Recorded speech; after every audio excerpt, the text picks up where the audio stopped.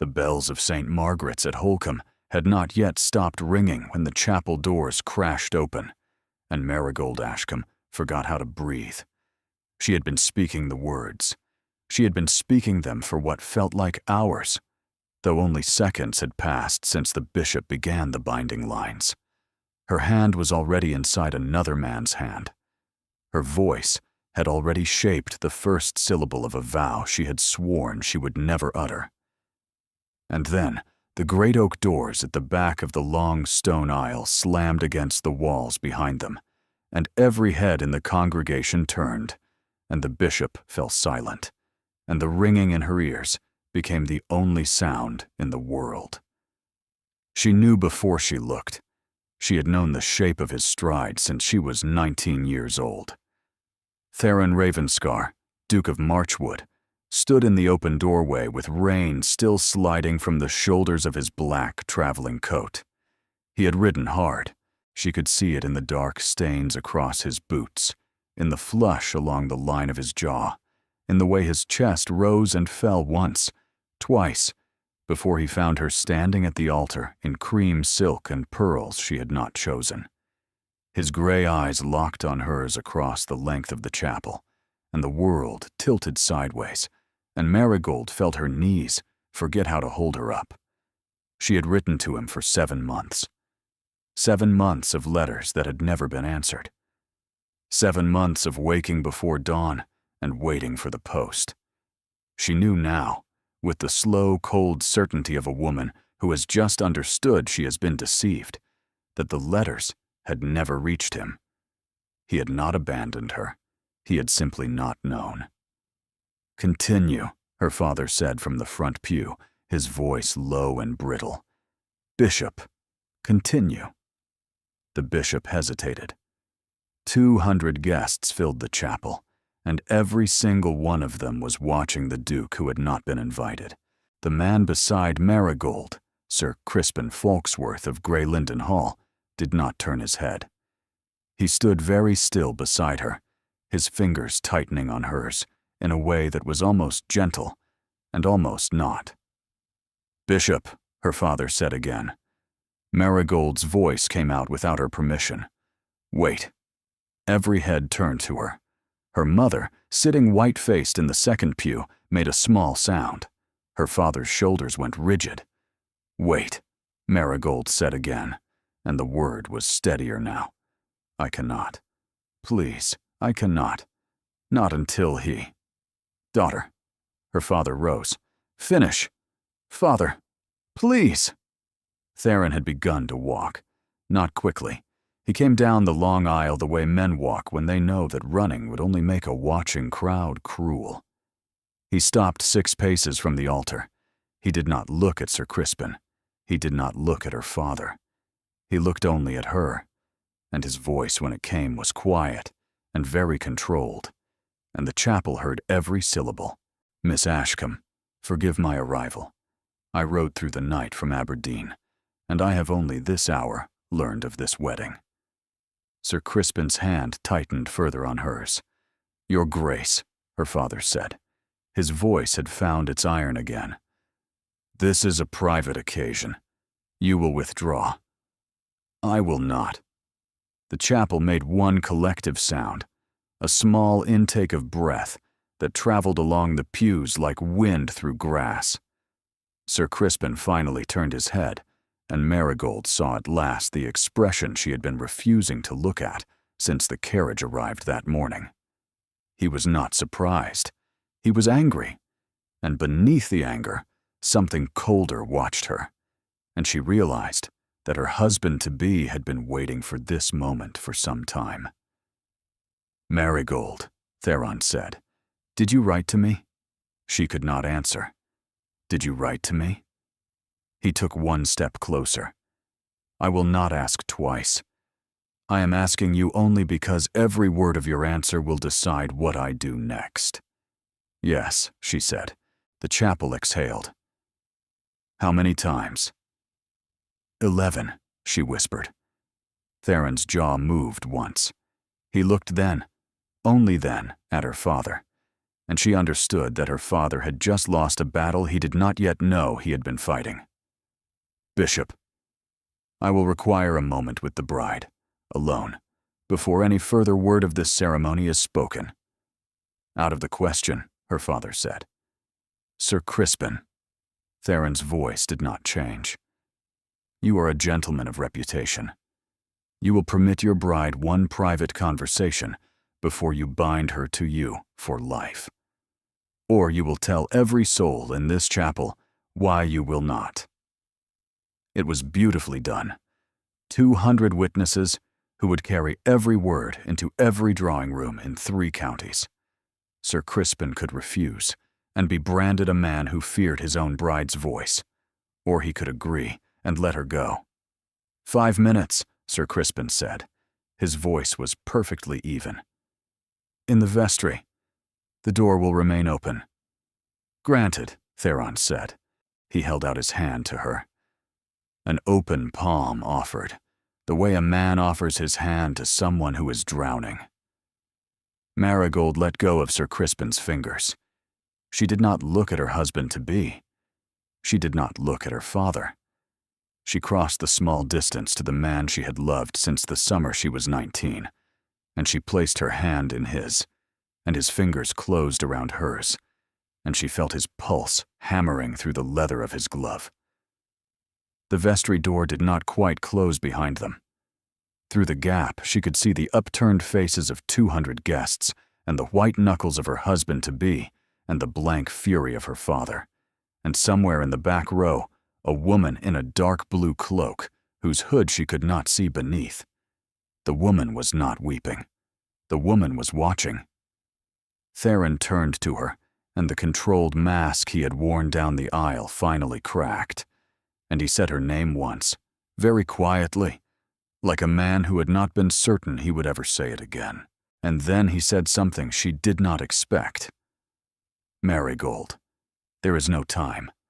I need you to listen to me very carefully, because what I am about to ask of you will cost you everything you have ever been told to value, and I have no right to ask it, and I am asking anyway." The vestry smelled of wax and old stone. A single candle burned on the side table beside a stack of folded linen, and the rain rattled against the small high window. "Speak quickly," Marigold said. "We have less time than they will give us." "I know." Theron drew breath. "Your letters never reached me, not one. I was in Scotland from August. I returned to London 4 days ago. I went to your father's house in Brook Street. The footman told me you were in the country and nothing else. I wrote here on a tip from a woman I do not know, who left a note at my club this morning. The note said only, 'St. Margaret's at Holcombe, 11 o'clock. She does not want him.' That is everything I know. Now tell me the rest."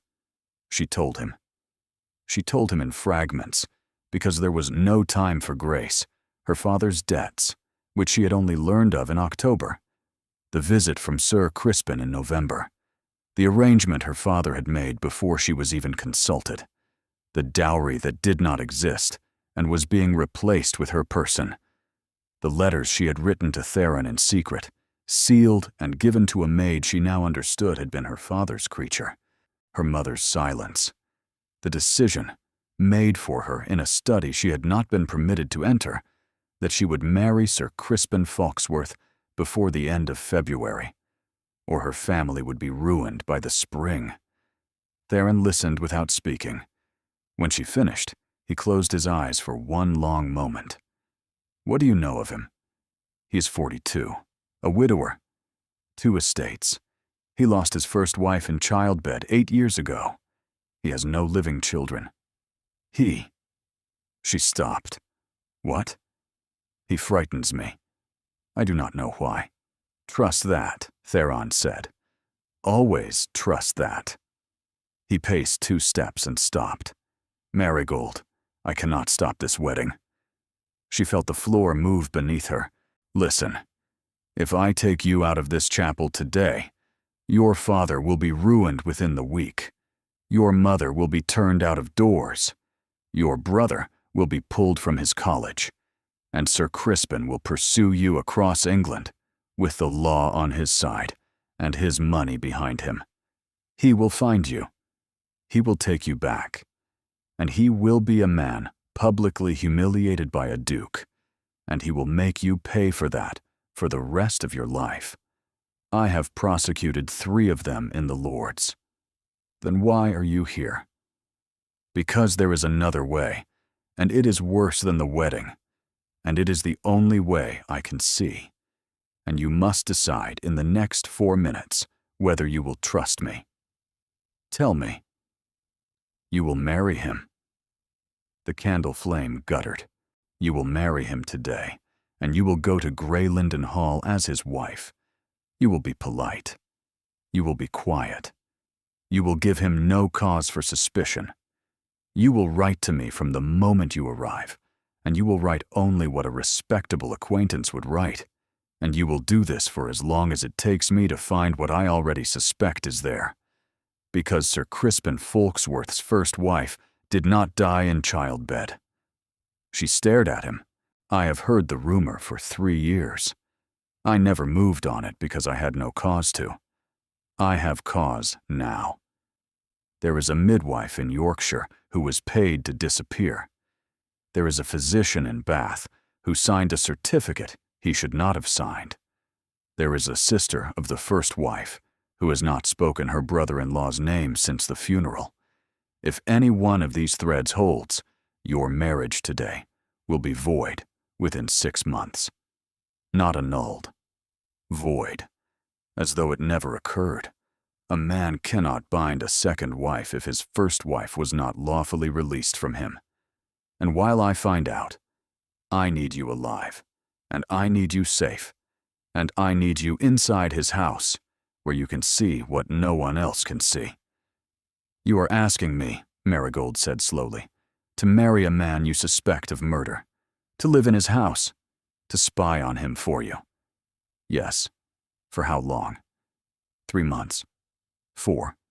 No longer than the summer. And if you are wrong? He looked at her, and she had never seen his face so naked. Then I will come for you anyway, and I will tear the kingdom apart to find another way. But I am not wrong, Marigold. I have been wrong about many things in my life. I am not wrong about this. She closed her eyes. She thought of her mother in the second pew with her white face. She thought of her brother at university. She thought of the 11 letters she had written by candlelight to the man standing in front of her, and how each one had ended begging him to come. He had come. He had come too late to stop the wedding. He had not come too late to stop the marriage. I have conditions, she said. His head came up. 3. First, you will write to me also from the moment I arrive, not as a respectable acquaintance, as a friend. I will not survive his house if I believe myself forgotten. Granted. Second, if at any moment I judge that I am in real danger of my life or worse, I will send you a single word, and you will come for me at once, and you will not wait for the canon law or any other proof. You will come. What word? Marchwood. Granted. Third, when this is over, if it ends as you hope, I will not be married to you out of obligation or gratitude. If you want me, you will court me from the beginning, the way you would have courted me last August if my letters had reached you, and you will let me say, no, if no is what I find when I am free. He was silent for so long, she thought he might refuse. Then he said very softly, Granted, with one amendment. What? I will court you from this hour. I will simply be obliged, for some months, to do it from a distance, through the wall of another man's house. I have already waited too long. The bishop's voice rose in the chapel. Your Grace, the bride is needed. Theron lifted her hand. He did not kiss it. He turned it over and pressed his palm flat against hers, fingers spread, the way two people press their hands together against a window pane when there is glass between them. Marchwood, he said. That word, and only that word. Promise me. I promise. Then go and marry him. She walked back out into the chapel on legs she could not feel, and somewhere in the back row, a woman in a dark blue cloak stood up very slowly and slipped out into the rain. The carriage that carried her to Greylinden Hall was lined in dove-gray velvet and smelled of someone else's perfume. Marigold sat with her hands folded in her lap and watched the wet hedgerow slide past the window. Sir Crispin sat opposite her. He had not spoken since the chapel. "You will be wondering, I imagine," he said at last, "whether I intend to ask you about the Duke." She had been wondering that for 40 miles. "I will not." He folded his gloves neatly across his knee.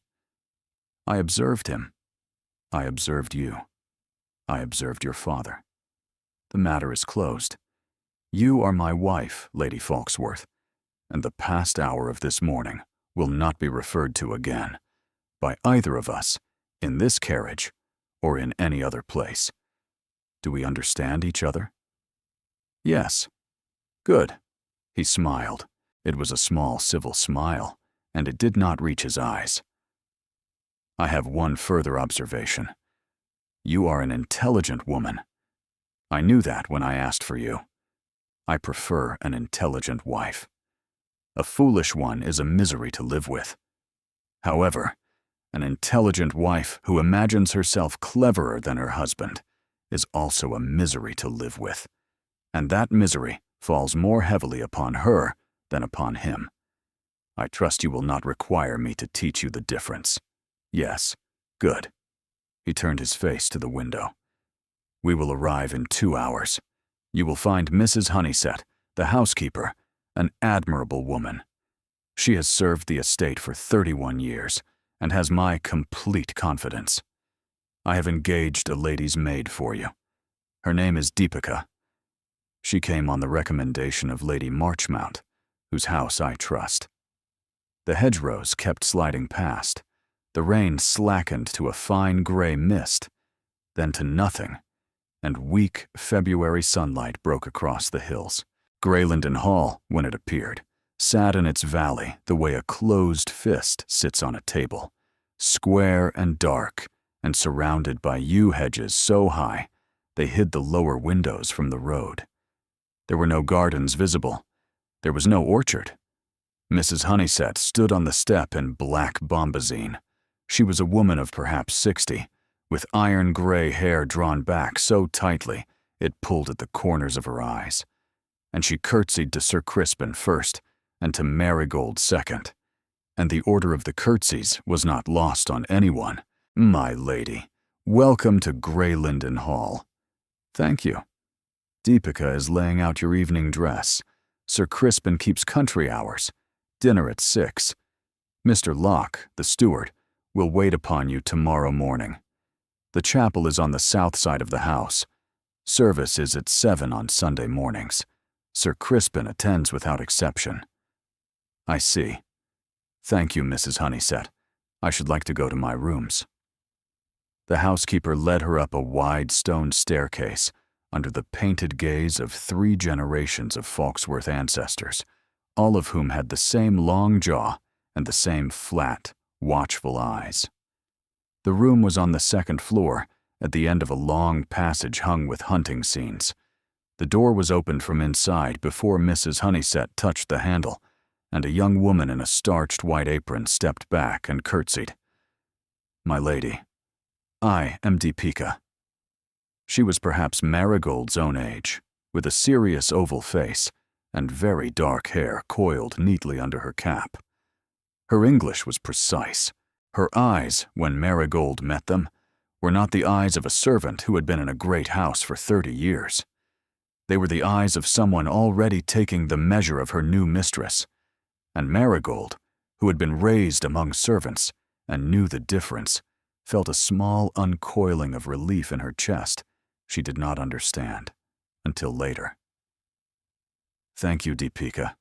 I should like to be alone for a quarter of an hour." "Yes, my lady." The 2 women withdrew.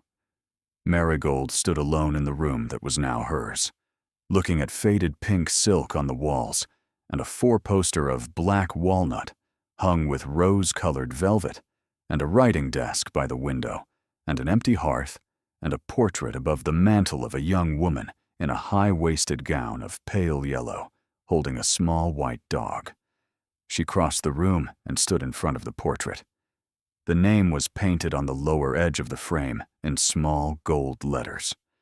Honoria Falksworth, born 1786, died 1810. The First Lady Falksworth had been very young, 24 at the most.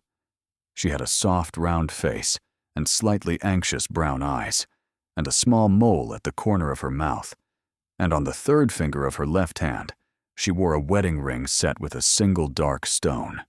Marigold's own hand now wore the same ring. Sir Crispin had slid it onto her finger at the altar 3 hours ago. She had been told the first wife had died in childbed in the autumn of 1810. The portrait gave a date of death only, no month, no season, and the woman in the painting, in her pale yellow gown with her small white dog, was not visibly with child. She turned to the writing desk. There was paper in the drawer. There was ink in the well.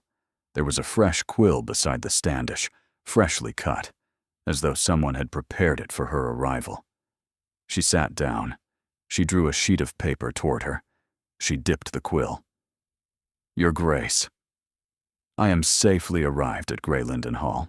Sir Crispin has been everything that is correct.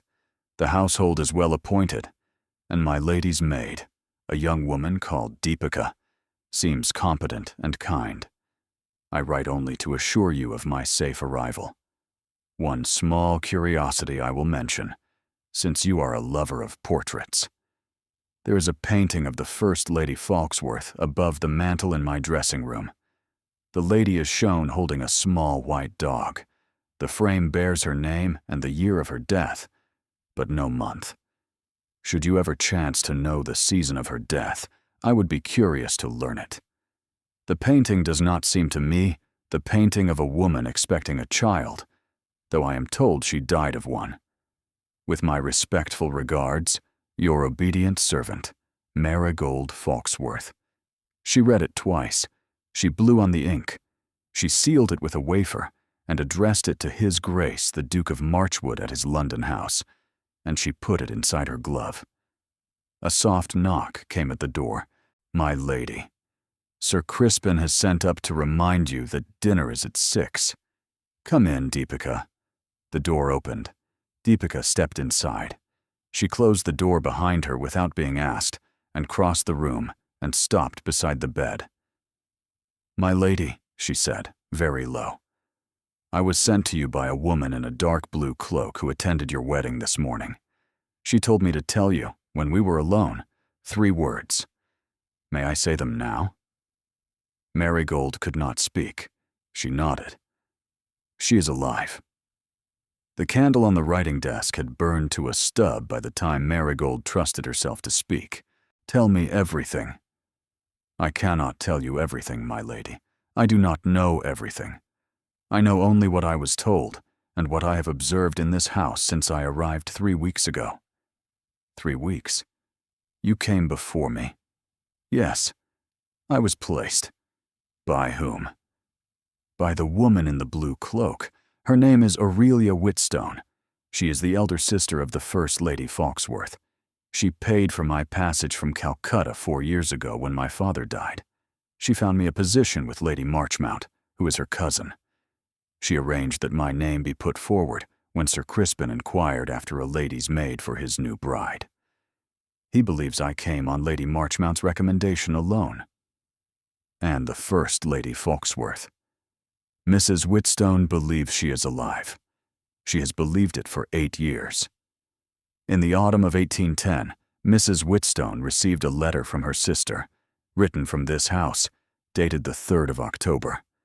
Honoria Falksworth wrote that she was frightened of her husband, and that she suspected he meant her harm, and that if she should die before the year was out, her sister was to disbelieve any account of her death that involved a child, because she wasn't with child, and had never been with child during her marriage, and her husband knew it.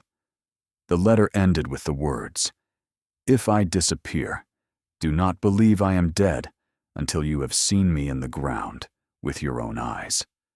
Mrs. Whitstone received that letter on the 11th of October.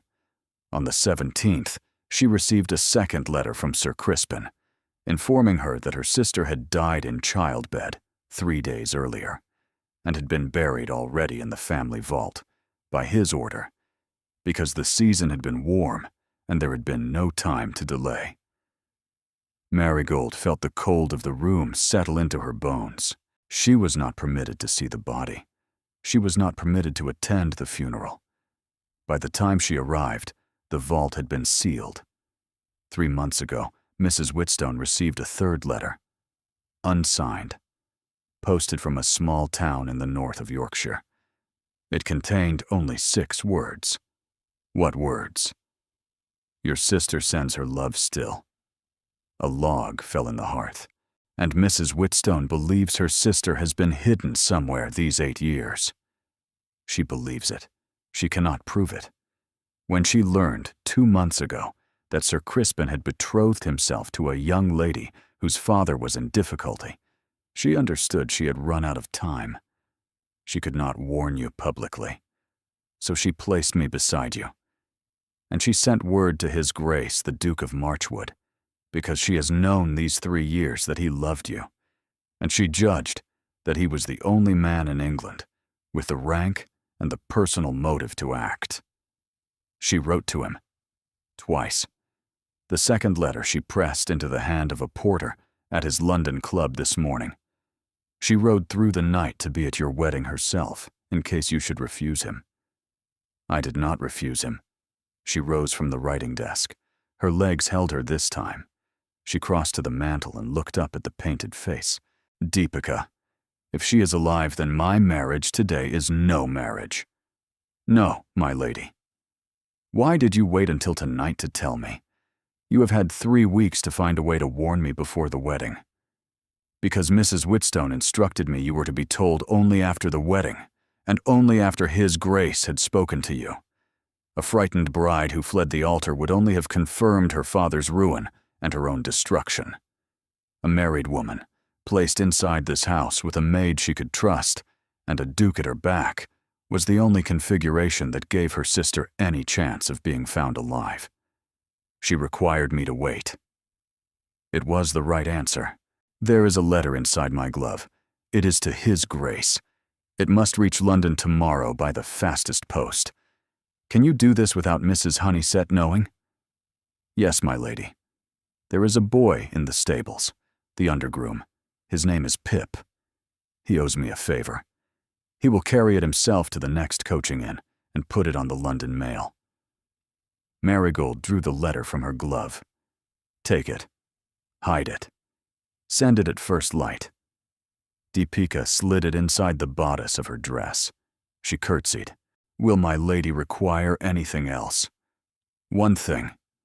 If Sir Crispin should send for me tonight, then I will tell him you are unwell.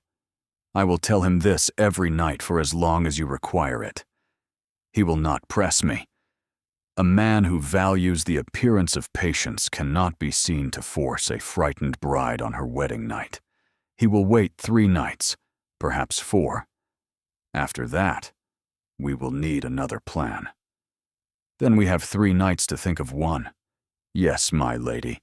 A bell rang somewhere in the lower part of the house. Deepika went to the door, and at the door she paused. "Mrs. Whitstone asked me to say one further thing. Her sister, when she was a girl, used to call her by a private name. The name was Leah. No one else has ever called her that.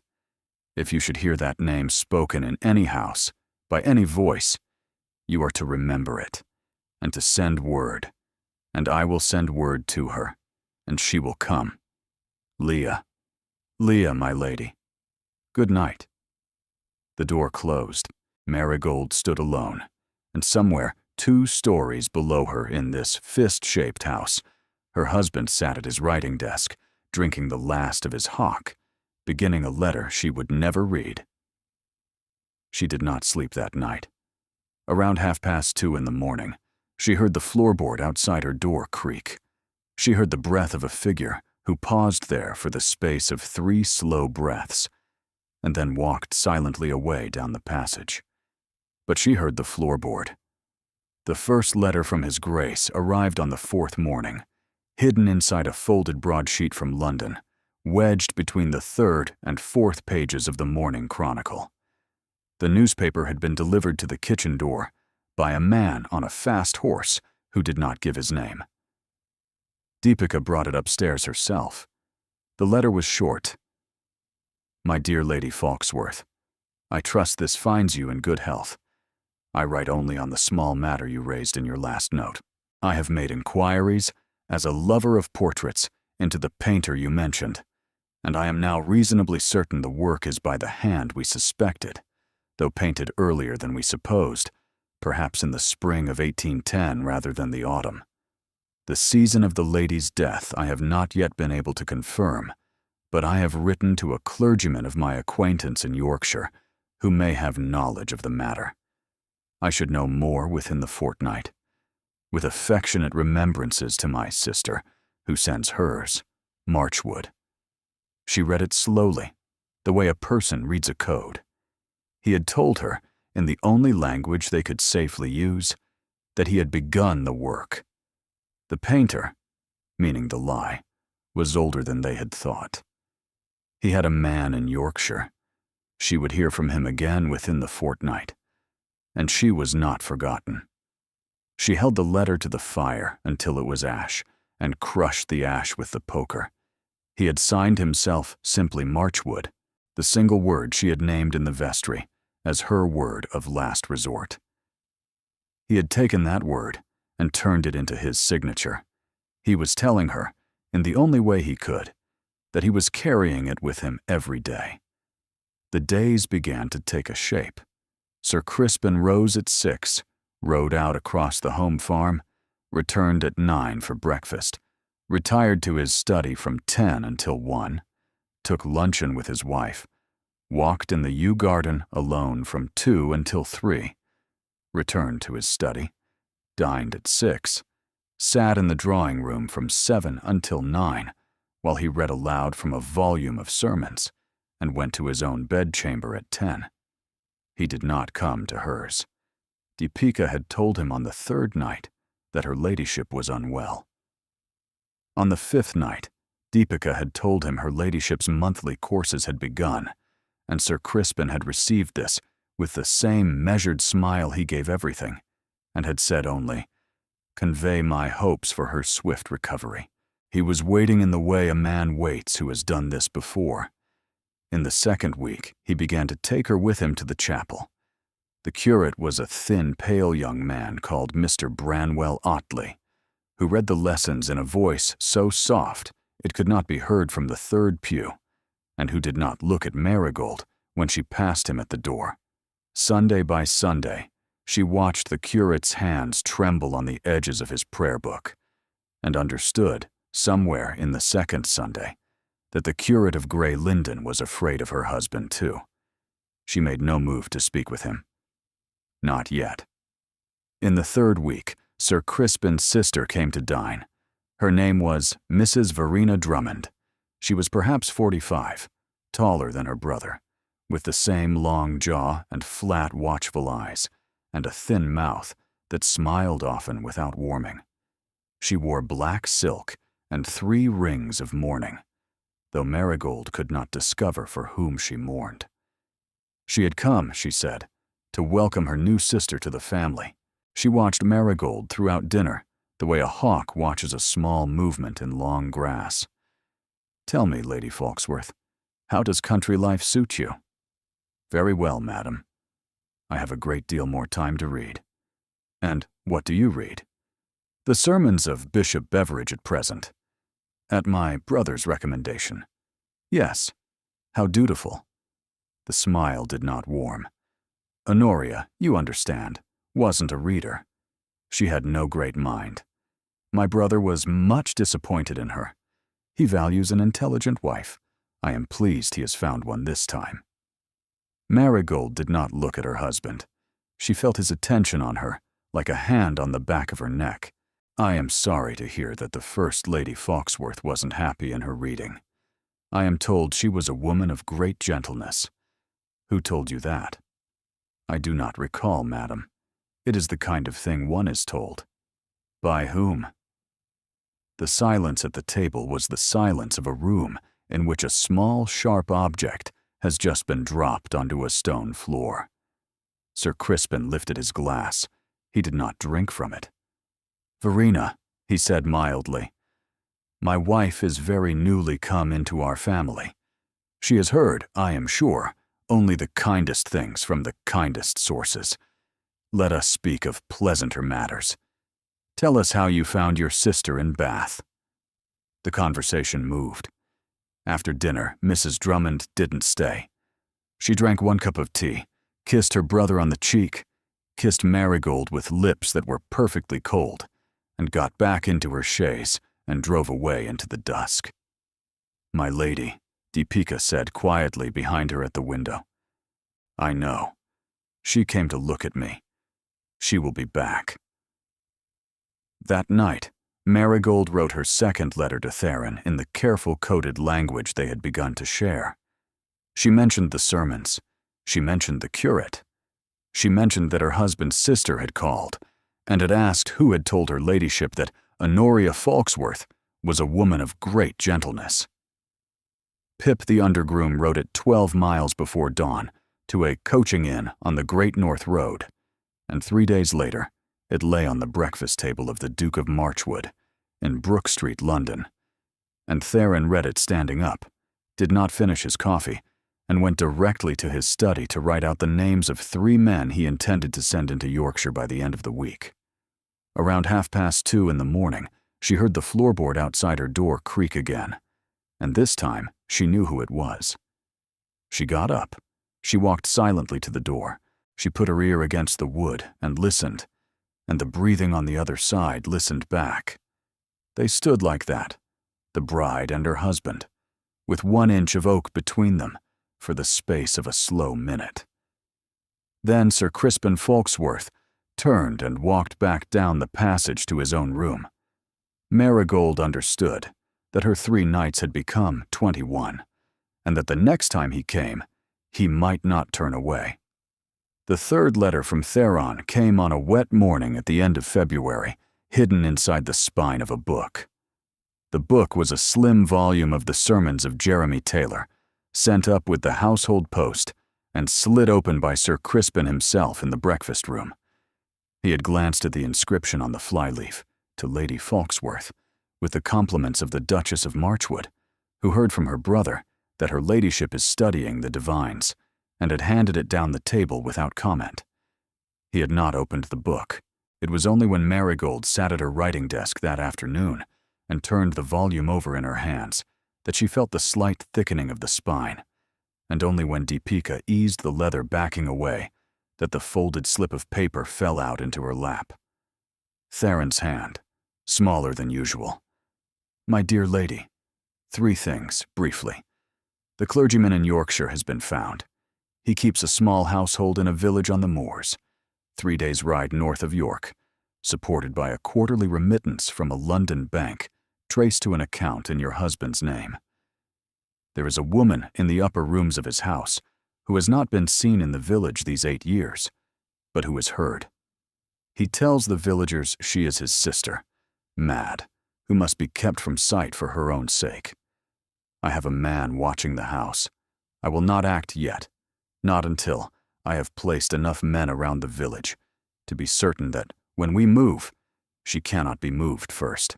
Your husband's sister has been making inquiries in London this past fortnight after my recent activities.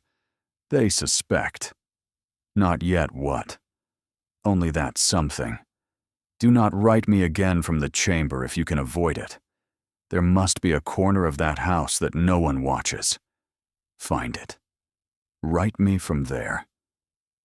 If at any moment you write the word we agreed upon, my horses will be out of London within the hour, and I will be at your gates within 2 days, and I will not stop for the law, or for the bishop, or for the king himself. Yours, Monsieur Marigold, read it twice. They burned it and crushed the ash. 3 days' ride north of York. Then she is found. Almost found, my lady. Not with a clergyman who knows that the day she is taken from him is the day his own gallows is built. We must not frighten him. And my husband suspects nothing. My lady, I do not believe he suspects nothing. I believe he suspects always. He does not yet suspect his grace, or me, or the Yorkshire household. But he suspects you. He has not moved against you because he has not yet seen the proof he requires. Then we must find a corner of this house that no one watches. They began the next morning, slowly. Between them, over 4 days, they assembled a map of where the eyes of Grey Linden looked, and where they did not. The housekeeper's gaze fell on the chamber, the linen passages, the drawing room, the dining room, and the kitchens. It did not fall on the chapel. It did not fall on the small library at the south end of the house, which Sir Crispin himself never entered. It did not fall on the old conservatory beyond the chapel, kept locked and unheated, which the head gardener had told Dipika had not been opened in 7 years. It had been the First Lady's particular favorite. It had been closed up after she died, and the key kept in the housekeeper's parlor, and never asked for since. Get the key. It took Dipika 2 days. She did not steal it. She waited until the kitchen maid was sent to the linen presses, then asked the girl to fetch a particular pair of scissors from Mrs. Honeysett. Mrs. Honeysett, annoyed at being interrupted, gave the girl her keys and told her to fetch the scissors herself. Deepika, passing through the kitchen on a small errand of her own, took a single key from the ring and replaced it with one of similar weight from the spare keys in the gun room. 3 minutes' work. 6 weeks of patience to be ready for it. That afternoon, Marigold went walking in the yew garden, slowly, with a book in her hand. She turned at the fountain. She came back along the south wall of the chapel. And on this afternoon, she did not return to the house. She turned aside, into the narrow path between the chapel and the conservatory, and Deepika stepped out of the chapel door at the same moment. Deepika turned the key in the lock. The lock gave, and the door swung inwards, with a soft sigh of rust, and the smell of long dead things came out into the February air. The conservatory was almost dark. The orange trees stood in their great pots like black skeletons. There was a wrought iron bench against the inner wall, and Marigold went to it and sat down, and Deepika locked the door behind them, and they were, for the first time since Marigold had crossed the threshold of Grey Linden Hall, alone in a room that no one watched. Pen, paper. I have 3 minutes. Deepika produced both from her apron. Marigold wrote on her knee. She told Theron everything Deepika had said about the clergyman and the woman in the upper rooms. She told him about the inquiries in London. She told him she had found a room no one watched, and that from this hour she would write him from this room only. She signed the letter as he had signed his last. Yours, M. They stepped out into the gray light, and Marigold walked back to the house alone, along the south wall of the chapel. Sir Crispin was waiting in the entrance hall. My dear, you have been walking. Yes. In the yew garden, and reading. How pleasant. I have been thinking, my dear, that we have been a little too retiring these past weeks. I have written this morning to my sister. We will host a small gathering at Grey Linden in a fortnight's time. 20 guests. I have invited the Duke and Duchess of Marchwood, since I understand from my sister that the Duchess has shown an interest in your reading. I am certain they will refuse, but it would be uncivil not to ask. Will it not, my dear? Yes, Marigold said. Of course. He took her hand. He raised it to his lips. He kissed it slowly, and his lips were perfectly warm, and Marigold felt the floor tilt beneath her for the second time in 6 weeks, and she realized that her husband had just told her he knew exactly who had sent the volume of Jeremy Taylor, and that he was inviting Theron Ravenscar to dinner, and that he expected him to come. The fortnight before the dinner passed, in the slow, strange way that condemned weeks pass. Sir Crispin spoke of nothing else. He spoke of the menu with Mrs. Honeysett at breakfast. He spoke of the seating with his sister, who came down from her own house twice, and then took up residence in the green bedroom for the second week, ostensibly to advise on the housekeeping. In fact, to watch Marigold every hour she was not asleep. The invitation went out. No reply came back for 9 days. On the 10th day, a single sheet of cream paper arrived, sealed with the Marchwood arms. Sir Crispin opened it himself, read it once, folded it, and laid it down beside his plate. "They will come," he said, and then he buttered his toast. He did not yet know about the first wife. He did not know about Yorkshire. He did not know about the clergyman or the woman in the upper rooms. If he had known any of those things, he would not have asked Theron to dinner. He would have done something quieter and crueler and out of sight. The dinner was the move of a man who suspected only that the Duke and the Duchess had a private interest in his wife. He was reaching for proof of an affair, not yet for proof of a murder. This was the only narrow margin she had. She wrote to Theron from the conservatory 4 times in those 14 days. He wrote to her 5. The letters were shorter now. 11 men by Friday, 14 by the following Monday. The bank has confirmed the account.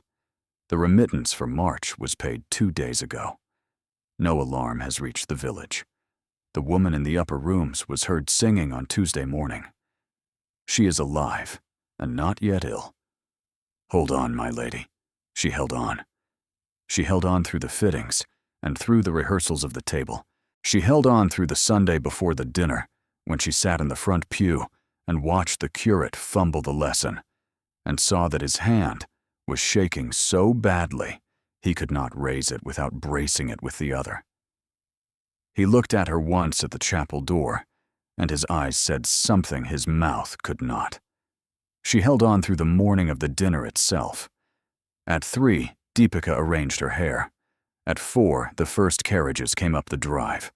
At 5, the entrance hall was full of fur cloaks and candlelight, and Sir Crispin stood at her side with his hand, at the small of her back, light and warm and never moving. Theron and his sister arrived last, as a duke must. He bowed to her husband first, and to her second, and the bow he made to her was perfectly correct. His eyes, when they lifted from the floor to her face, were the eyes of a man who had spent the entire carriage ride from London, promising his sister he would not betray any of them. He kept the promise, through the drawing room, through the procession to the dining table, where Mrs. Drummond had placed him on Marigold's left, in the chair of greatest honor, through the soup, through the fish. He spoke to her of horses, of the road from London, of the recent debate in the Lords. He addressed her always as Lady Fawkesworth. He did not once look at her hand, where the first wife's ring sat on her finger. Sir Crispin watched him over the rim of his glass, and Sir Crispin's measured smile did not slip, but it did not deepen either, and Marigold realized that her husband was not getting what he had come for. The Duchess of Marchwood was helping. She was telling Sir Crispin a long, slightly funny story about a cousin in Hampshire. From the corner of her eye, Marigold saw the Duchess catch her brother's eye once, and the look between them was the look of 2 people who had agreed, in advance, on every move of the evening. The cloth was drawn. The ladies withdrew. The Duchess of Marchwood crossed the drawing-room to her at once. "My dear Lady Fawkesworth, I have been wanting all evening to ask you about the conservatory. My brother says you have been restoring it. I should so love to see it before the gentlemen rejoin us. Would you walk me down? It is only a step." Mrs. Drummond's head turned sharply. The Duchess did not appear to notice. She had Marigold's hand already. "Of course," Marigold said. I should fetch a shawl. Deepika, the Duchess said without looking. Would you bring her ladyship's grey shawl? Thank you. Deepika came back with the shawl in 2 minutes. The Duchess and Marigold walked out of the drawing room together, and Mrs. Drummond, after 1 frozen second, rose to follow. Deepika stepped, very gently, into her path. Forgive me, madam. Mrs. Honeysett begs a moment. There is a question about the supper trays. It was beautifully done. Mrs. Drummond could not refuse a question from her brother's housekeeper without explaining herself in front of 20 witnesses, and she could not explain herself, and she stood very still in the drawing room, with her thin mouth slightly open. Deepika, who had not stopped to speak with Mrs. Honeysett at all, was already at the conservatory's small side door with the key in her hand. The door was already open. Inside, in the pale February moonlight, Theron Ravenscar was already waiting. He had risen from the dinner table on the pretext of a sudden need for air, left by the garden door, walked the length of the south terrace alone, and let himself in at the conservatory's outer entrance, with a key the Duchess had pressed into his hand in the carriage. He had perhaps 4 minutes before Sir Crispin would notice. He used 3 of them. He took her face in both his hands, and he looked at her, and he did not kiss her, because they were not free yet. Marigold, listen. Everything is in place. We move on the first wife the night after tomorrow. 14 men. By the morning of the day after tomorrow, your husband's first wife will be in the protection of the Duchess of Carlisle, and a sworn affidavit will be in the hands of the bishop, and your marriage will be dust. I will come for you the same morning. You have to live until then. 2 more nights. Can you live 2 more nights? Yes. He suspects me. He suspects you of an affair. He does not yet suspect Yorkshire. Good. Then keep him on the affair. A triumphant man does not look elsewhere. I understand. Marigold, if anything goes wrong, if he comes to your door tomorrow night, if the maid is taken from you, if the conservatory key is found, you write the word. I will. He let her go. He stepped back. He bowed. Thank you, Lady Folksworth. I am much obliged to you for the indulgence of an old admirer of ruins. He turned and walked back through the garden door he had come in by, and was gone, and Marigold and the Duchess walked back through the chapel passage at a perfect saunter, and entered the drawing room at the same moment Theron entered the dining room from the terrace. Sir Crispin Folksworth, lifting his eyes from his glass, saw his wife on the Duchess's arm coming through one door, and the Duke coming through another, and his measured smile, for the first time that night, deepened into something that was almost real. Marigold realized that her husband believed he had caught them, and that his belief was the only thing standing between her and the truth, and that she had to feed his belief for 2 more nights. She went to him at once. She let him kiss her hand. She did not look at Theron again for the rest of the evening. When the carriages left at midnight, Sir Crispin was still smiling. He came to her room that night. She had known he would. She and Deepika had not spoken of it as Deepika unpinned her hair and unhooked the dark blue gown, but they had moved with a particular slow care, the way 2 women move when they are arranging a room for a battle. Deepika set the candle on the writing desk, where its light would fall on the door, not on the bed. She drew the bed curtains halfway. She laid the poker against the inside of the hearth so that the handle stood out by an inch.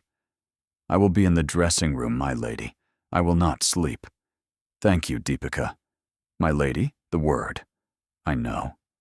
He came at 1:30. She heard the floorboard, and this time he did not pause and walk away. He turned the handle. He came in. He was in his evening dress still, but he had taken off his coat, and the lace of his cuffs was undone, and he carried a single glass of brandy, which he set down very carefully on the table just inside the door, as though to free both hands. The measured smile was gone from his face, and what was beneath it she had not seen until tonight. "My dear, Sir Crispin, you are not asleep." "No." "I am glad." He came towards her. He stopped 3 paces from her chair and stood with his hands clasped loosely behind him and looked down at her, and Marigold did not rise because she did not trust her legs. "You will have observed that I have been patient." "Yes." "I have been patient because I value an intelligent wife, and I have wished my wife to come to me of her own accord. I am not a man who has any taste for force." "Thank you. However," the single word stopped her breath. "However, I find that my patience has become, of late, the occasion of misunderstanding. I am not indifferent. I have known every step you have taken in this house from the morning of our wedding, and every letter you have written from this chamber, and every key you have caused to be lifted from my housekeeper's ring. I have permitted every one of these things because I wished to know, at the last, the shape of what I was permitting." She did not move. "You will not pretend, my dear, that you do not understand me?" "No." "Good." He took 1 step closer. "This evening you walked with the Duchess of Marchwood to the conservatory. I believe the Duke of Marchwood was in that conservatory with you for some portion of the 4 minutes of his absence from the dining room, and I believe that what passed between you in those minutes is what I should call, were I in a court of law, sufficient. I have not yet decided whether I will require a court of law. The decision rests with you." "I see. I have 2 courses open to me.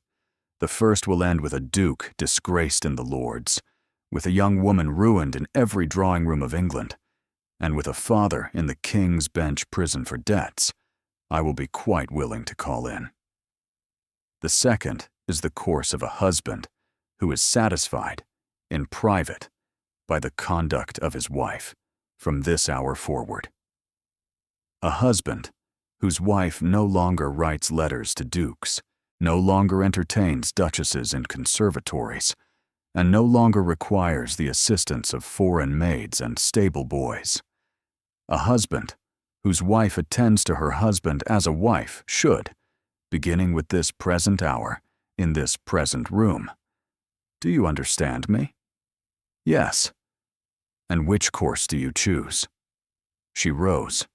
She set her hand on the back of the chair to support herself, and Sir Crispin watched her rise, and his measured smile began to come back, because he believed he knew what she was about to say. "May I have the brandy, please?" He had not expected that. The smile faltered, only for an instant, and then he said, "Of course, my dear," and he turned away from her, half a step, to take up the glass from the table by the door. She had 3 seconds. She took 2 of them. She did not run for the poker. The poker was the second plan. The first plan was the writing desk. She turned, in the same motion with which she had risen, and she lifted the small bell that stood beside the inkstand. The bell Deepika had set there that afternoon. The bell that was not the chamber bell, but the dinner bell from the gun room, 3 times the size and weight. And she rang it once, hard, against the wood of the desk. The sound of it filled the chamber. It filled the passage outside. It filled the dressing room where Deepika was already on her feet, and the small room beyond, where Pip, the undergroom, smuggled into the house at 10 o'clock that night, had been waiting these 3 hours, with a horse saddled in the stable yard. It filled the chapel passage where Mr. Branwell Otley, the curate of Greylinden, had been writing a letter in the vestry for an hour because he had judged that tonight was the night he would finally write what he had not been permitted to say. He raised his head sharply and stood up. Sir Crispin turned back. His face had changed. "What have you done?" "I have rung for my maid, and for the curate, and for the undergroom, and for the man waiting at the gate, whom his grace placed there 4 nights ago for precisely this hour. You have been observed, Sir Crispin, every night of the last fortnight, by men you have not seen. The bell I have just rung has been heard in 3 rooms of this house, and 1 outside it, and there is now a rider on the road to London. By midday tomorrow, his grace will know that I have called, and he will come for me, and you will not stop him, because you cannot stop a duke who comes for his betrothed with the bishop's affidavit in his hand. Affidavit. What affidavit? The affidavit of your first wife. The brandy glass slid from his fingers. It did not break. It rolled across the rug to the foot of the bed and stopped against the leg of it. She is alive, Sir Crispin. She has been alive for 8 years in a house in Yorkshire, in the keeping of a clergyman, whose name is known to me and whose accounts have been traced. By the morning of the day after tomorrow, she will be in the protection of the Duchess of Carlisle, and an affidavit signed in her own hand will be lodged with the bishop. My marriage to you is dust, Sir Crispin. It was dust the morning we made it. I am not your wife. I have never been your wife. And in 2 days, I will not even be your guest. The door of the dressing room opened. Deepika stood in it, with the poker in one hand and a folded paper in the other, and behind her in the passage stood the curate in his black coat, and behind him stood Pip, the undergroom, very pale, with his cap in his hands, and behind Pip stood a 4th man, broad-shouldered, in a dark riding coat, who said only, "Your Grace's compliments, my lady. The horses are ready."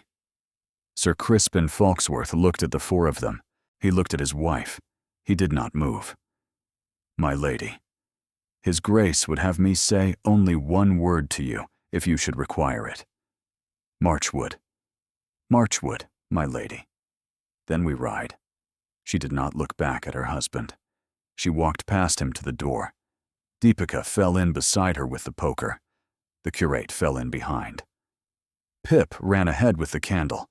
The man in the riding coat closed the door of the chamber behind them, and somewhere far away, in a small grey house on a Yorkshire moor, a woman who had not been called Leah in 8 years was being lifted into a closed carriage by men she had never seen. And she was crying, and she was laughing, and she was alive. They rode through the rest of the night. Marigold did not remember most of it afterwards. She remembered the chamber falling away behind her, and the dark of the chapel passage, and the cold of the stable yard, and the shape of the 4 horses in the lantern light. She remembered being lifted into a closed carriage by the broad-shouldered man, whose name, he told her quietly, was Captain Jago Penarvin, retired of His Majesty's 9th Light Dragoons, and presently in the private service of His Grace, the Duke of Marchwood. She remembered Pip running alongside the carriage to the gates of Greylindon, where he was caught up by another man on horseback, and given a fresh mount, and sent ahead at the gallop. She remembered the gates closing behind her in the dark, and she did not look back. They did not go to London.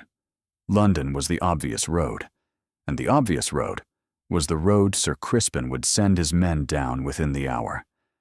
They went north, because north was where the first wife was, and Sir Crispin did not yet know that anyone in the world knew about the north.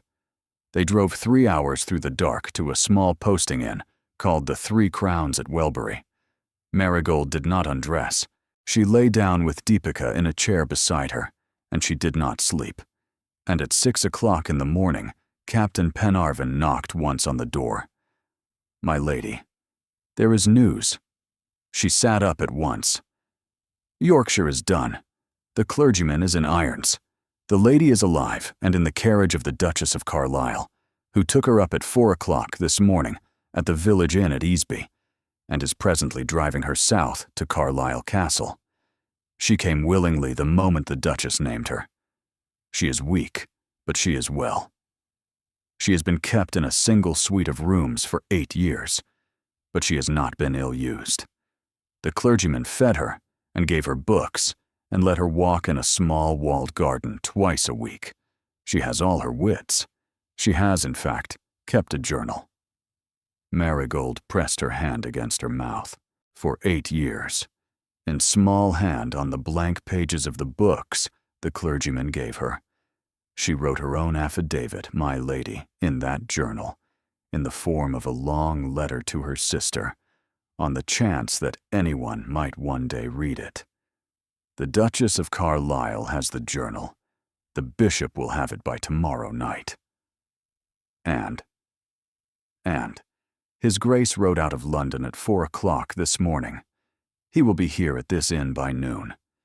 He has sent ahead to say that he begs you will rest and eat and not stir from this room until he comes. He has further sent to say one other thing. What? Captain Penarvin cleared his throat. He looked, for the first time, faintly embarrassed.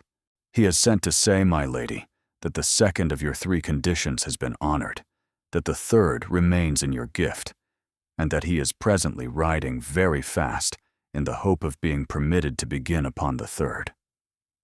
Marigold began to laugh, and then to cry, and then to laugh again, and Deepika sat down on the edge of the bed and put an arm around her, and Captain Penarvin, with the great tact of a former cavalryman, withdrew and closed the door, and Marigold cried into the shoulder of her maid for a long time, because she had not cried at all in the chamber at Grey Linden Hall, and she had a great deal of crying owed.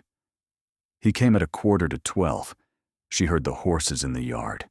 She heard his voice in the passage. She rose from the chair by the window, and Deepika opened the door for him, and he came in his greatcoat and his riding boots, with the dust of the road on him, and he stopped 2 paces inside the room, and he looked at her as if he were not entirely certain she was real. Marigold. Theron. That was the whole of it. He crossed the room in 3 strides, and she was in his arms, and he was holding her with the kind of hold that doesn't let a person fall, and she was holding him back with the same hold, and neither of them spoke for some time. At last, he set her back from him. Did he? No. He came to my room. He talked. I rang the bell before he touched me. He never touched me. He closed his eyes. I am alive, she said. I am here. I rang the bell. Your bell. My bell, he said. My bell, my Marigold. He drew her back against him, and that time he kissed her. And the kiss was the first one. It was the first one because everything before it had been performance and concealment, and this kiss was neither. When he let her go, he sat down rather suddenly on the edge of the bed and put his head in his hands, and Marigold understood that he had not slept either. She sat down beside him. She did not speak. She let him have it. After a long time, he lifted his head. Sir Crispin will be arrested before the end of the day. The warrant left London at 6 this morning. His sister will not be charged, but she will not be received in any decent house in England again. The Yorkshire clergyman will answer for it. Your father, he paused. Tell me. Your father knew. She had known since the chapel. But to hear it said aloud was a different thing. Not the murder. Not the first wife being alive. He did not know there had ever been a question. But he knew, before the wedding, that Sir Crispin's first marriage had ended in circumstances some called dark, and he agreed to the match with that knowledge in his hand. Sir Crispin paid him £18,000 at the signing of the settlements, and forgave him a debt of 12,000 more. I am sorry.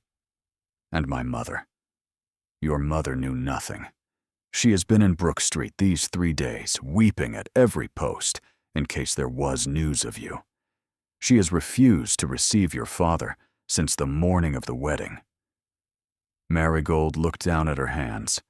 The wedding ring sat on her finger still.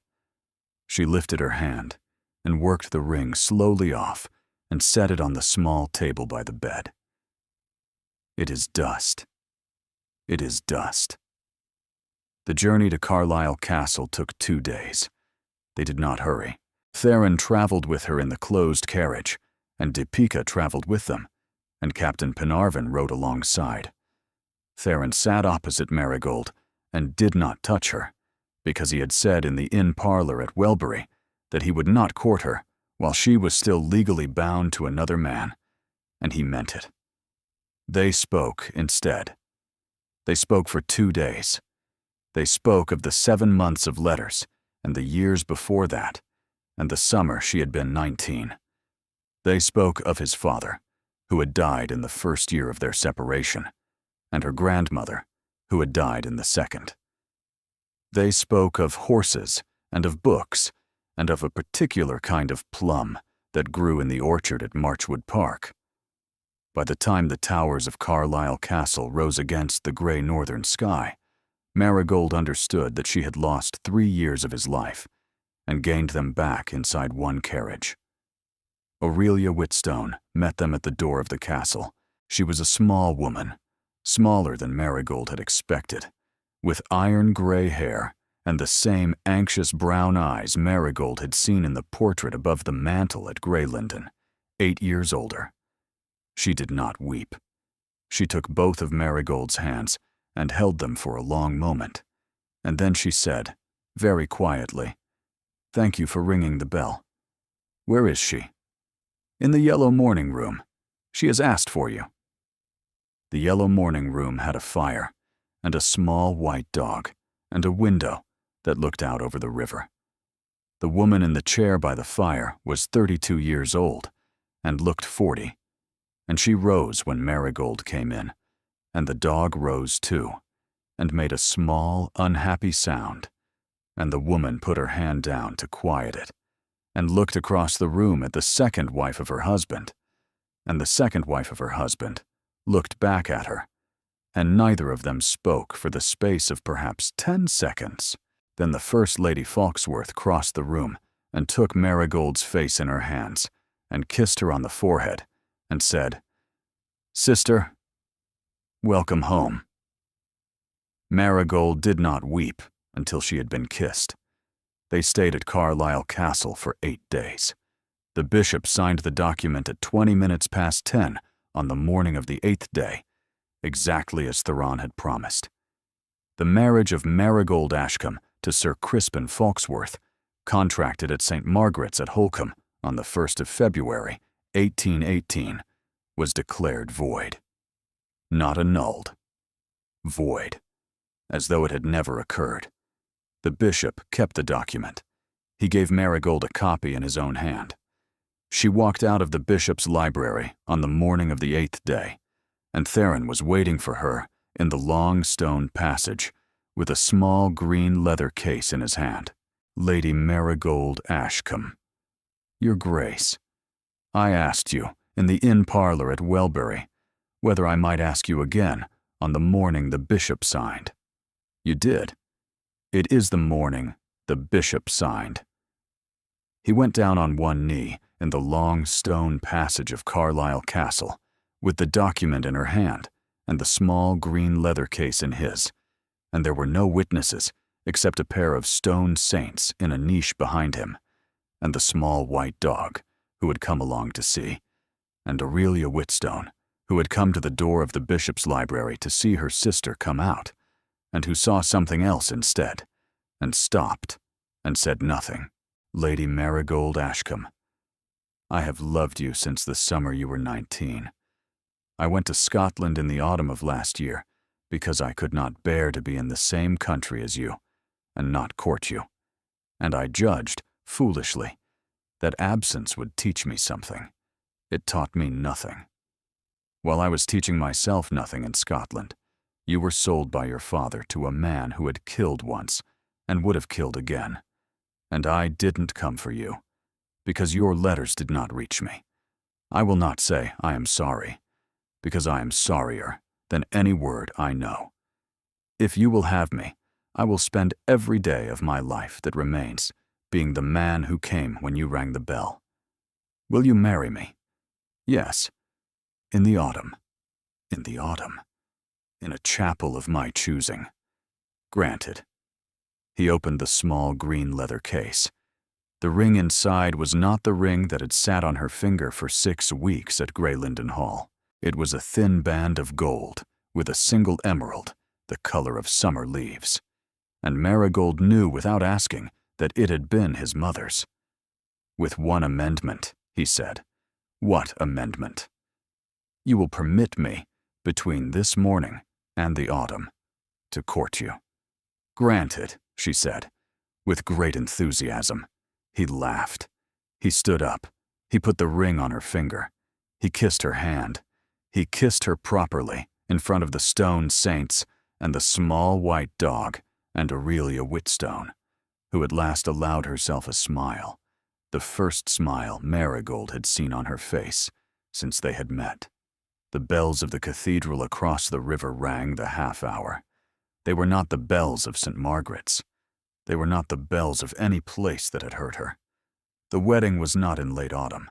It was in early autumn, the second week of October, on a bright, cold morning with leaves blowing across the path between the lych gate and the chapel door. And it was held in the small gray chapel at the edge of the home park at Marchwood, in a garden Marigold remembered from a summer afternoon when she was 19. She had insisted on a small gathering. Theron had wanted to give her a great one. She had said she had been the center of a ceremony in front of 200 people once, in February, and that she had not cared for the experience, and that this time she wanted only the people she could name, and could thank by name, and could see when she turned her head from the altar. She named them, her mother, her brother, who had been told everything in the spring, and had arrived at Marchwood 3 weeks before the wedding, and had not been able to look his sister in the eye for the first 2 days, until she had taken him by the shoulders in the long gallery and told him that he wasn't his father and was not required to be his father. He had wept then, and after that he had been able to look at her again. The Duchess of Marchwood and her husband, who had come from the north for the occasion. Aurelia Whitstone, who had at last consented to be called Aurelia, and who arrived in a pelisse of dark blue silk that was not the color of mourning. The former Lady Falksworth, who now signed her name as Honoria Whitstone, and who had brought the small white dog. Captain Jago Penarvin, in his old regimentals, looking embarrassed about it. The curate Mr. Branwell Otley, who had been given a living of his own in Sussex by the Duke of Marchwood, and who was no longer afraid of anyone, and who had come up to read the lesson, which he read in a voice that could be heard quite clearly from the third pew. Pip, the undergroom, who had been promoted to head groom at Marchwood Park, and was rather grand about it. And Deepika, who had come up from her school in Bristol, where she had 31 girls and an annuity from Aurelia Whitstone, and who had said when Marigold asked that she would not have missed it. The ceremony was performed by a bishop who had not signed any document concerning her in his life. He read the lines slowly, and Theron said the words slowly, and Marigold said the words slowly, and when the bishop pronounced them man and wife, there was a long moment in which Marigold did not speak, because she was remembering the last time she had stood before an altar, and the doors that had crashed open behind her, and the man who had walked down the long aisle in the rain. She turned her head, very slightly, and looked at the chapel doors. They were closed. They were not going to open. There was no one coming who had not already come. She turned back to her husband, and he was watching her, because he had known what she was looking at. "It is closed," he said, very quietly, only for her. "It is closed." He kissed her. Outside in the autumn sun, the bells of the small gray chapel began to ring, and they were not the bells of St. Margaret's, and they were not the bells of any place that had hurt her. The wedding breakfast was held in the long gallery at Marchwood. Captain Penarvin rose and gave a short, dignified, and very nearly inaudible speech in which he referred to His Grace as the finest commanding officer I have served under, in either uniform or coat, and then sat down very quickly and refused to look at anyone for 10 minutes. Marigold's brother gave a longer speech, which was not a speech so much as a sustained apology, which Marigold cut short by walking down the long table and kissing him on the top of the head. Aurelia Whitstone did not speak. She watched her sister, who was sitting beside her and eating a great deal of cake, and Marigold caught her eye once across the table, and Aurelia at last smiled the smile that had been waiting in her since the bishop's library. In the late afternoon, when the guests had gone or had been put to bed, Theron took his wife by the hand and walked her down through the home park to the chapel again, alone, because she had said the night before that she wanted to see it once, when it was empty. They sat in the pew where her mother had sat at the wedding, and they did not speak for some time. Theron. Yes. Do you know what I think of when I think of February now? Tell me. I think of the sound of the doors opening, not closing. Opening. I think of the sound of you coming in. He took her hand. Then he said, I think of the sound of a bell. My bell. Your bell. My Marigold. They walked back to the house through the lengthening light, and the dogs came out to meet them on the gravel sweep, and somewhere across the park, the bells of the village church began to ring 6 o'clock, and Marigold stopped on the gravel sweep and lifted her face to the sound and counted every chime, because every chime was an evening she had not believed, in February of the year she was 21, that she would ever be alive to hear. 3 years passed. Marchwood Park. In the third autumn after the wedding was the kind of house that had stopped being grand and had become, instead, lived in. There were dogs in the long gallery. There were children's drawings pinned to the back of the stillroom door. There were 2 small pairs of muddy boots on the boot scraper at the garden entrance, and there was a third, considerably larger, which belonged to Captain Penarvin, who came to stay every September for the partridge shooting, and stayed, by long-established habit, until the first frost. The 2 small pairs of boots belonged to a boy of 2 and a girl just turned 1. The boy was called Owen. The girl was called Aurelia, after the woman of Carlisle, who had stood as her godmother and who had wept for the first and only time in her life, in public, on the day of the christening. Honoria Whitstone lived at Carlisle still, in her sister's house, and had not married, and had not wanted to. She kept bees. She wrote, very slowly, the book of her 8 years, which she did not show to anyone, but which she said she was writing for the woman she had been at 24. Honoria came to Marchwood every Christmas. The small white dog had died in the 2nd year, and a new white dog of similar disposition and lesser intelligence sat on her lap by the fire each Christmas and was much petted by the children. Deepika ran her school in Bristol. She had 31 girls in the 1st year, and 42 in the 2nd, and 57 in the 3rd. She wrote to Marigold every fortnight. She had not married, and said she did not intend to. Mrs. Drummond had retired to Bath, where she lived in 2 rooms above a milliner's, and wasn't received. Sir Crispin had died at sea on the voyage to New South Wales of a fever in the 2nd year of his transportation. Marigold had been told of the death by a letter from the Colonial Office, and had folded it and placed it in the small box where she kept the few things from that February, and had not opened the box again. The box also held the wedding ring she had set on the table at the 3 Crowns at Welbury. She had not worn it. She had not thrown it away. On the 3rd anniversary of the autumn wedding, Theron and Marigold rode out together at dawn to the small grey chapel where they had been married. They went alone. They tied the horses at the lych gate and walked up the path together in the half-light, and sat in the chapel for a quarter of an hour, and they did not speak much. When they came out, the sun was coming up over the down behind the chapel. Theron. Yes. I have been thinking, this morning, about February. Tell me. I do not think of the chapel any more. I thought, in the 1st year, that I would always think of the chapel. I thought, in the 2nd year, that I would always think of the carriage to Grey Linden. But this year, when I thought about February, I thought only of the vestry, of the moment when you asked me to trust you for 3 months. I have been thinking that I was given, in that moment, the most important thing anyone has ever given me. I was given a choice. I had not been given one before. My father did not give me one. Sir Crispin did not give me one. You did.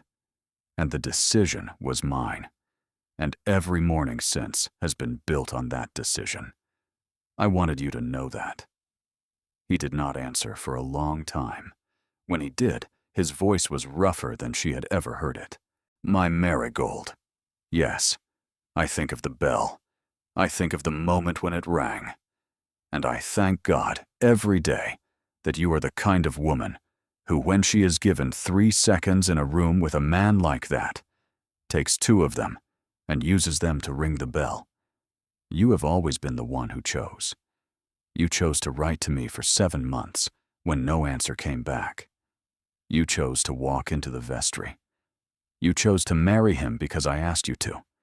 And you chose to leave him because I could not get there in time to do it for you. You rang the bell. I only came when it rang. She did not speak. She put her hand inside his, fingers spread, and he pressed his palm flat against hers. They walked back to the lich gate and untied the horses and rode home through the lifting mist, and the day became the day. And the children were waiting on the gravel sweep when they came up the drive, and Owen was carrying a frog in a jar, and Aurelia had put on her father's hat, which came down to her chin, and Captain Penarvin was standing on the steps, holding the dogs back with one hand and a cup of coffee in the other, and the bells of the village church across the park began to ring 8 o'clock, and Marigold, pulling her horse up at the foot of the steps, lifted her face to the sound and listened to it the whole way through, and counted every chime, because every chime was a morning she had not believed, in February of the year she was 21, that she would ever be alive to hear. Thank you for being here, and for staying with Marigold and Theron all the way to the end of their long road home. You are why these stories are written. You are the reason a young woman in a cream silk gown, standing at the wrong altar in February, is permitted to walk out again into autumn sunlight 3 years later, with a frog-catching son and a hat-wearing daughter and a husband who came when she rang the bell. Without listeners who believe in love that is patient and love that is brave, a story like this would have no place to go. If a particular scene moved you, I would love to know. Was it the moment in the vestry when he asked her to trust him for 3 months? Was it the conservatory and the orange trees? Was it the night of the dinner, the bell, and the 4 faces in the passage? Was it Honoria taking her face in her hands and saying, "Sister, welcome home"? Tell me. Your words help shape what comes next. If you would like more stories of this kind, stories with real danger, real tenderness, and endings that are earned rather than given, please consider subscribing so that the next one finds you when it is ready. Thank you, again, for being here. You are the reason this place is warm. Until the next story, take care of yourself, and remember, when the doors seem closed, ring the bell.